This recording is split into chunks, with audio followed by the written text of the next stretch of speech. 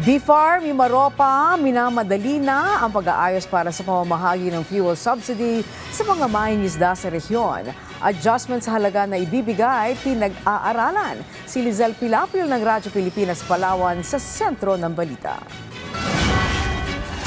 Todo tipid na rin sa paggamit ng krudo ang mga mangingisda sa Palawan dahil sa patuloy na pagtaas ng presyo ng mga produktong petrolyo. At para kumita ng kahit papano, sa tabi-tabi na lang daw muna nangingisda si Tatay Cesar. Ano na lang, pag maglaot kami na kay malakas man, hindi na lang kami masyadong maglaot sa tabi-tabi lang para medyo makatipid-tipid sa starting, kaya hindi namin mapuntahan yung laot.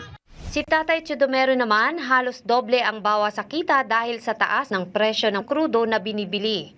Yung aming kita na dati 500 lang, so mas malaki din ang malaki din ang kabawasan. Opo. Yung 500 namin dati na income, magbabawas na yun siya ng mga 150. Salit na 80 lang. Ang sentimentong yan ni na Tatay Cesar at Tatay Chidomero ramdam din ng pamahalaan.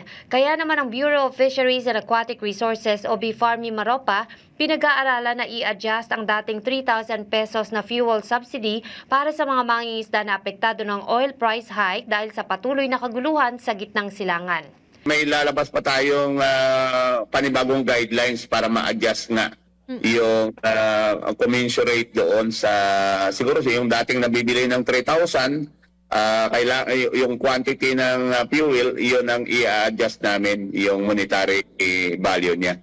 Sa ngayon, mayroong 230,000 na mangingisda ang rehiyon kung saan malaking bahagi ng supply ng isda sa Kamaynilaan ay nagmumula sa Mimaropa. Minamadali na rin ang pamahalaan ang pamamahagi ng fuel subsidy sa marami pang munisipyo sa Mimaropa matapos na maunang makatanggap nito ang nasa 1,495 na mangingisda sa rehiyon na tinatayang aabot sa 4.7 million pesos.